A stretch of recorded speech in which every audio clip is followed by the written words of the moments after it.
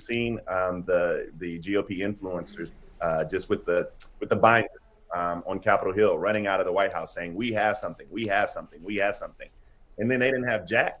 And I think you saw the pushback from the right wing. I think you saw the pushback from the MAGA base. It appears the only thing that can separate MAGA from its leader is Jeffrey Epstein, which is kind of interesting on its face. They spent all these years just with conspiracy theories about Democrats and pizza parlors molesting children that never came to fruition, and now they refuse to actually hearken with the true issue of Jeffrey Epstein. It's rich.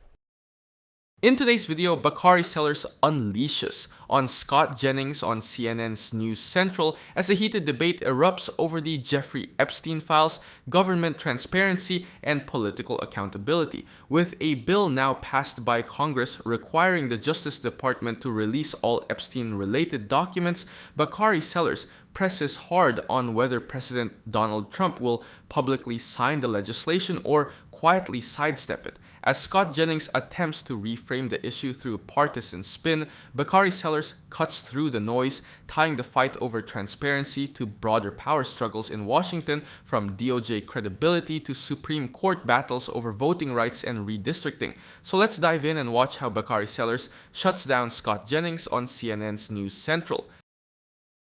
All right, breaking news this morning. The bill to force the Justice Department to release all its Jeffrey Epstein files, it has passed both houses of Congress and will become law when the president signs it. Now, he says he will, but when and how? Unclear. Now, he does like public signings. This year, we've seen him hold signing ceremonies for such things as restoring the presidential fitness test. That's right there. He did a signing ceremony for the Genius Act, a cryptocurrency regulation law. He signed a slew of executive orders on camera on Inauguration Day, of course, including a pardon for the January 6th rioters. So, can we expect the same kind of public display when he signs the Epstein bill? Let's see. With us now, CNN political commentators Bakari Sellers and Scott Jennings. Scott is also the author of the brand new book, like out yesterday? Yes, sir. A Revolution of Common Sense, How Donald Trump Stormed Washington and Fought for Western Civilization. Soon to be best-selling author Scott Jennings, I'll go first to you. Will the president storm into a signing ceremony for this Epstein law? Do we expect the same kind of public attention as is given to the Fitness Act? Yeah, great question. I don't know. I personally wouldn't expect a lot of fanfare. I mean, it feels to me like they're just in, okay, fine, let's get this over with mode. And so, but I don't really know. I haven't asked them and I haven't heard. Why just get over it? Why not embrace it as something to shine the light on what all these women we saw yesterday were calling for? Well, look, I think there's two things going on here. They deserve all of the justice and attention that they should want or should get because of what happened to them. I still am a little puzzled why they and the members of Congress that they've been working with haven't just told the public, what they know about who was involved in this, but that's their prerogative. But at the same time, Trump, look, he thinks all of this has been ginned up to create a narrative about him that isn't true. Democrats want people to believe he had something to do with this when he had nothing to do with it. And at the same time, we are finding out that even after Trump excommunicated Jeffrey Epstein from his life, Democrats continue to remain close to Jeffrey Epstein. But in Trump's mind, the narrative is he is somehow involved in this, right, even though we have Democrats fundraising with Epstein, we have Epstein programming congressional Democrats like Stacey Plaskett, and on and on and on. So I think it's become a source of frustration for him on the political narrative. But it was the Trump administration in July that decided not to release this after, of course, they said they were going to, and after President Trump was informed that his name was in the Epstein files. This really shows why John Berman's skepticism lands with a lot of viewers, even when the conversation gets wrapped in partisan defense. When a president has repeatedly chosen spectacle for far less consequential actions, it's reasonable to question why transparency suddenly becomes a quiet, low-key affair when the subject is Jeffrey Epstein. Public trust in institutions is already near historic lows, and multiple polls show that Americans across party lines believe wealthy and powerful people are rarely held accountable. That context matters here. What often gets lost in defenses like Scott Jennings is that releasing files isn't about protecting or attacking one politician. It's about restoring confidence in the Justice Department. The DOJ itself has acknowledged in past Inspector General reports that delayed disclosures in high-profile cases fuel conspiracy theories and erode legitimacy.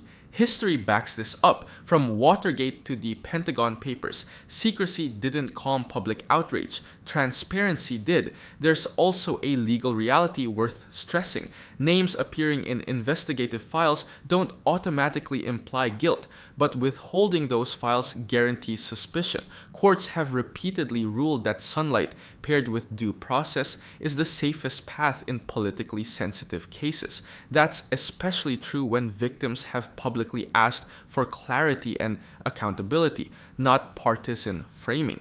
The narrative that this is merely ginned up politics ignores how Epstein became a symbol of systemic failure, a case where plea deals, prosecutorial discretion, and elite access all collided. When government officials hesitate or appear selective, it reinforces the idea of a two-tiered justice system. John Berman's line of questioning taps into that broader concern. This isn't about fanfare for its own sake. It's about whether leaders are willing to meet the moment with openness when the stakes are highest. Bakari Sellers, to you also, Bakari, I should say, an author of, I think, at least 3 books at this point, including 1 children's book and 2 grown-up books. Great to have so many fantastic authors on the show this morning. What do you expect the president now to do with this, either publicly, and what do you expect will happen in the Justice Department in the coming days? First of all, congratulations, Scott, on your book coming out. That's always an amazing day for authors around the country when that occurs. But getting back to Jeffrey Epstein, I don't anticipate the president doing this with much fanfare. In fact, I am concerned about the prerogative given to the Department of Justice to scrub the files and not be fully transparent. We do know that there's no daylight between Pam Bondi and the wishes of Donald Trump. And so I don't expect the full reckoning of the Epstein files. The irony is that there are 2 pieces of irony. The first is that the person who asked for the full release of the Epstein files on the political stage was Donald Trump back in 2015. Second, you hear the Republican talking points about Jeffrey Epstein and fundraising with Democrats and communicating with his member of Congress and Stacey Plaskett during a conference hearing. But that's vastly different, and Republicans are conflating the issue on that point, and they're hoping to muddy the water, because the question is and surrounds the untoward activity Jeffrey Epstein had with his guest on Epstein Island, the untoward activity that others may have participated in, the fact that he was or is the most notorious child sex offender we've had come across the political stage in a very long period of time, and people want to know the relationships about him and with him during that time period. It's not about who he was giving money to, although that's a problem, and it's not about him communicating with a member of Congress. It's a little bit deeper than that, and they just want to muddy the water. You guys are both good strategists and authors, and I didn't even know the books were right behind you, Bakari, when I was calling you a successful author. Bakari Sellers' concern makes sense when you look at how secrecy has played out in past DOJ scandals. Whenever agencies promise disclosure and then quietly reverse course, public confidence drops fast. Gallup polling shows trust in the federal government has hovered for years, and reversals are a major driver of that skepticism. Once people believe evidence is being filtered, every omission becomes suspicious, whether it's justified or not. There's also a structural issue here. The Justice Department has broad discretion to redact names, but Inspector General reports have repeatedly warned that excessive redaction in politically sensitive cases undermines legitimacy. The Epstein case carries even higher stakes because it involves credible allegations of systemic failure across prosecutors, financial institutions, and elite networks. What critics gloss over is that Epstein wasn't just another donor with political access. He received one of the most lenient plea deals in modern memory, despite documented evidence of abuse. That deal later became a case study cited by legal scholars as an example of unequal justice. When someone like that maintained relationships across media, business, and politics, the public has a legitimate interest in understanding who enabled him and how. Bakari's point cuts through the distraction. This isn't about partisan guilt by association. It's about accountability for a system that failed victims. If the DOJ appears to shield powerful names, it reinforces the belief. But Bakari, just first to you, what is the risk if the Justice Department doesn't come right out with these files, if it tries to parse them out or none out? What's the political risk for them there? And first, Mr. Berman is two-time New York Times bestselling author. I mean, just to be completely accurate here. But the risk is, we've seen the risk. I think we've seen the risk. We've seen the GOP influencers just with the binder on Capitol Hill running out of the White House saying, we have something, we have something, we have something. And then they didn't have jack. And I think you saw the pushback from the right wing. I think you saw the pushback from the MAGA base. It appears the only thing that can separate MAGA from its leader is Jeffrey Epstein, which is kind of interesting on its face. They spent all these years just with conspiracy theories about Democrats and pizza parlors molesting children that never came to fruition. And now they refuse to actually hearken with the true issue of Jeffrey Epstein. It's rich. Scott, very quickly, redistricting here. There was a federal court in Texas, which for the time being has blocked the Texas redistricting effort. And immediately you heard people ask, is this a question to be careful what you wish for here? Because if you look at the map now, and Republicans started it in this cycle in terms of redistricting mid-cycle or mid-decade in Texas, but you can see all the other states where it's sort of happening or might happen. I mean, right now, if, and it's a big if because this could get to the Supreme Court and they could reverse it, if the Texas thing falls apart, Democrats could actually stand to gain seats in the redistricting efforts because of what Republicans started. Was it worth it? Well, I guess we'll have to see how it turns out. I mean, if ifs and buts were candy and nuts, every day would be Christmas. I think a court has a good chance of overturning the ruling that we just saw in Texas. To me, though, the real ball game is still what the Supreme Court intends to do with Section 2 of the Voting Rights Act. If they toss it, then that could open the door to redistricting in a bunch of states. That could lead to 12 to 20 Republican seats. So I think we're still a long way from knowing exactly what the playing field is going to be next year. Wild West here, Bakari? Very Wild West, and I think Scott hit the nail on the head because the most damning issue Democrats have to deal with is if Section 2 gets tossed out, not only is it 12 to 20 Republican seats, but they're getting rid of 12 to 20 members of the Congressional Black Caucus. That diversity we have in this country, the things people fought for, my dad went to prison for and bled for, all of those things, all of that history will be erased because Republicans are afraid to actually have to win voters who don't look like them. Bakari Sellers, great to have you on this morning. Scott Jennings, thanks for being here. And again, congratulations on the publishing of a new book. It is an extraordinary thing to have written a book and be out there selling it. So thanks for being with us and congratulations. Thanks to you both.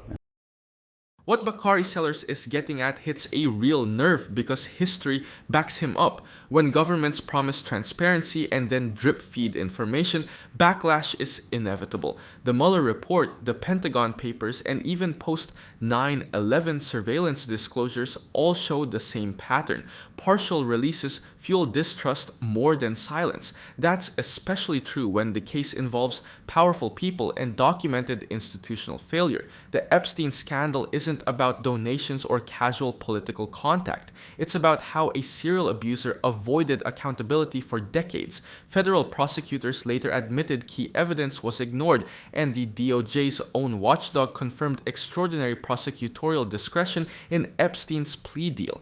That context makes any delay or redaction feel like protection, not procedure.